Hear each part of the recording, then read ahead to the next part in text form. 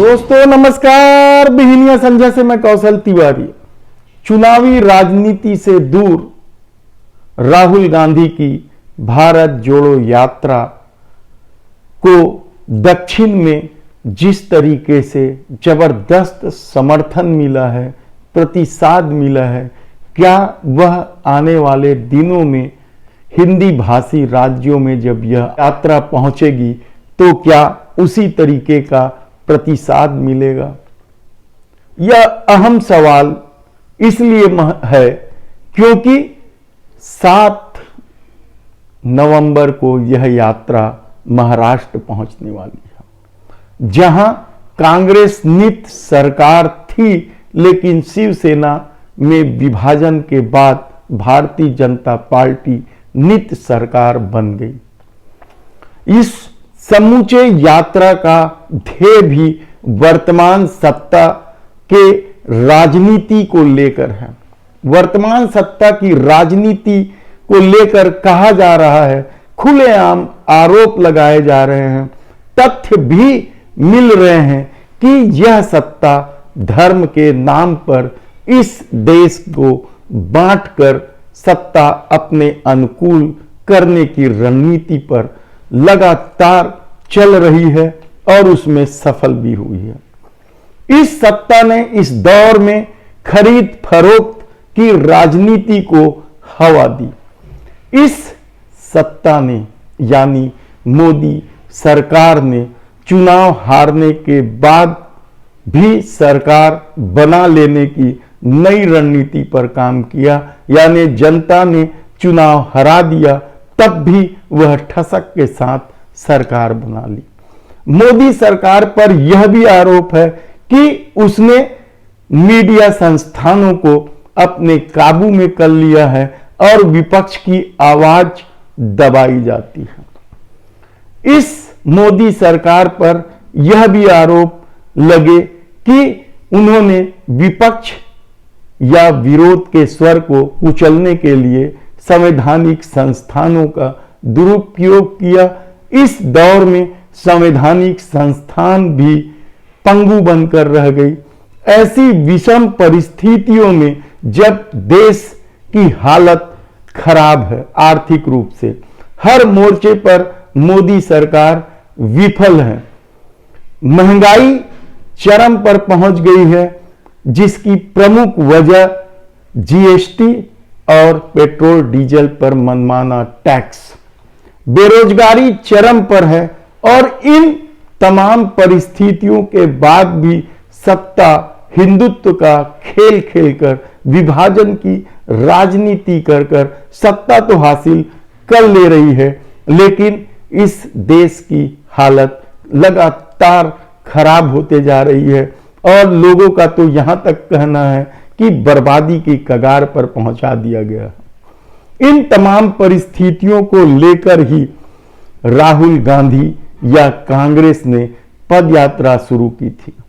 यह पदयात्रा को कांग्रेस के उम्मीद से बढ़कर प्रतिसाद मिला था और इस यात्रा को बदनाम करने के लिए भारतीय जनता पार्टी के नेताओं ने क्या कुछ नहीं किया, यह भी किसी से छिपा नहीं है। लेकिन वह दक्षिण की बात थी, जहां भाजपा नगण्य है या भाजपा के अस्तित्व बहुत ज्यादा कुछ नहीं है उसके लिए करने के लिए, और हिंदी भाषी राज्यों में जहां उसके जड़ें हैं भाजपा की, या कहते हैं लोग कि हिंदी भाषी राज्यों में संघ ने जिस तरीके से नफरत, झूठ और अफवाह के बीज बोए हैं वह फल फूल रहा है।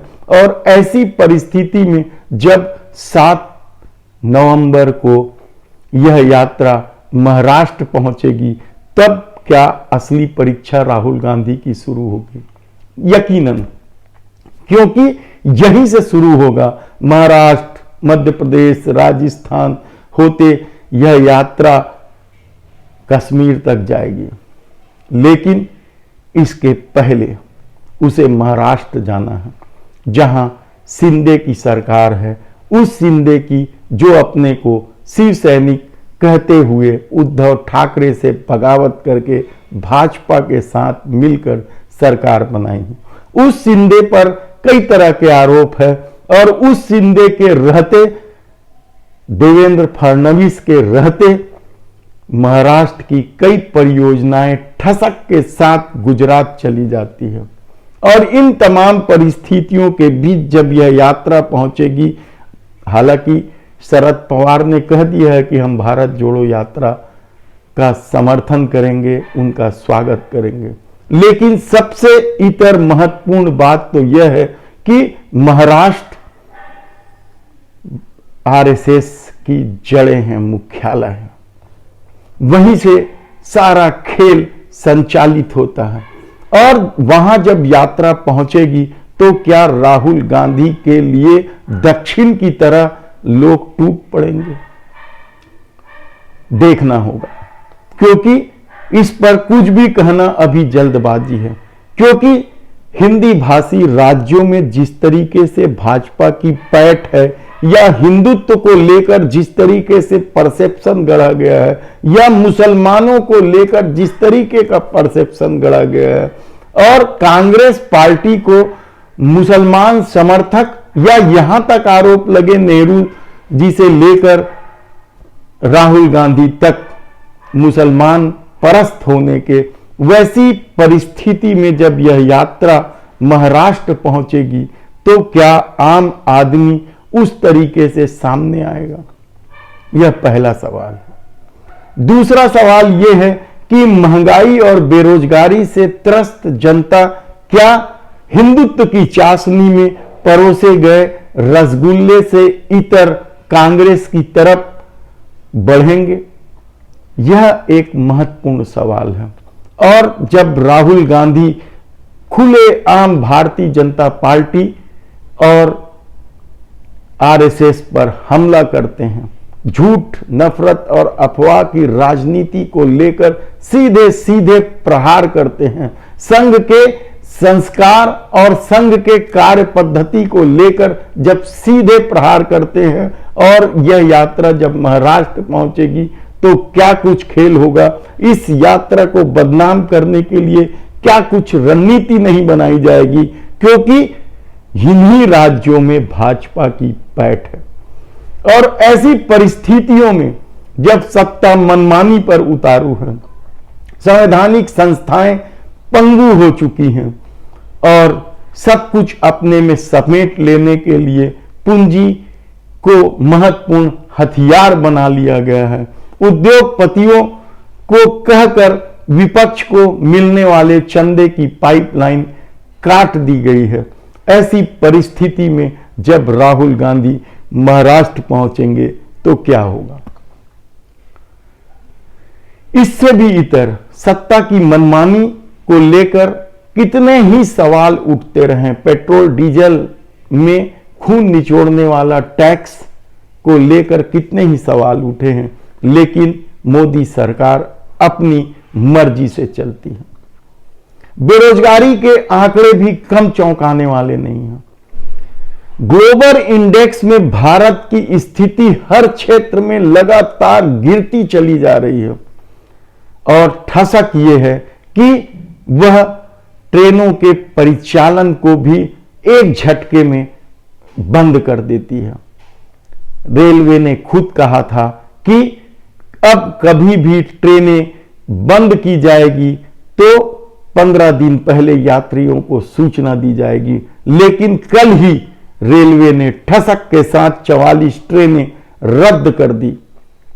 बेहद परेशान है लोग। एक तरफ तो महंगाई का मार है और दूसरी तरफ यदि पब्लिक ट्रांसपोर्ट में इस तरीके से खेल खेला जाए ताकि लोग पेट्रोल डीजल लेकर सरकार की कमाई करें, तो फिर आम आदमी के सामने यह सबसे बड़ी दिक्कत की बात है। लेकिन इस सबसे परवाह भारतीय जनता पार्टी की सरकार को शायद लगता है कि हिंदुत्व का मुद्दा इतना प्रबल है, लोगों के दिलो दिमाग में वे इस तरीके से बैठा चुके हैं कि इन सब बातों का कोई मतलब नहीं है, इन्हें वह छोटी मोटी परेशानी समझता है। ऐसी परिस्थितियां जब निर्मित हो चुकी हैं याद कीजिए वो दौर जब एक ट्रेनें बंद कर दी जाती थी तो बवाल मच जाता था, लोग सड़कों पर उतर जाते थे। लेकिन कोरोना काल के बाद से जिस तरीके से सरकार ने पेट्रोल डीजल से कमाई करने के लिए ट्रेनों के परिचालन बंद किए, लगातार बंद करते चले गए, और कल भी 44 ट्रेनें बंद कर दी गई। विपक्ष केवल बयानबाजी पर लगा है। आम आदमी कहां जाए? किस तकलीफ से जूझ रहा है आम आदमी? इससे किसे मतलब है? ऐसी परिस्थितियों में भारत जोड़ो यात्रा जब हिंदी भाषी राज्य महाराष्ट्र से होते हुए आगे बढ़ेगी तो क्या कुछ होगा। राहुल गांधी की असली परीक्षा इसलिए भी यहां है क्योंकि पहले दिन से ही यह यात्रा षड्यंत्र का शिकार होते होते रह गई है। आगे और घना अंधेरा है क्योंकि इन राज्यों में अब भाजपा बेहद प्रभावशाली है। हिंदुत्व का आकर्षण चरम पर है। नफरत की राजनीति ने तो उस जैन भंवरलाल जैन को याद कीजिए जिसे मुसलमान समझकर मार डाला गया था। मॉब लीचिंग के मामले हो या फिर गौ मांस को लेकर, साधु संतों को पिटाई की बात हो या दूसरे मामले, इन क्षेत्रों में बेहद ही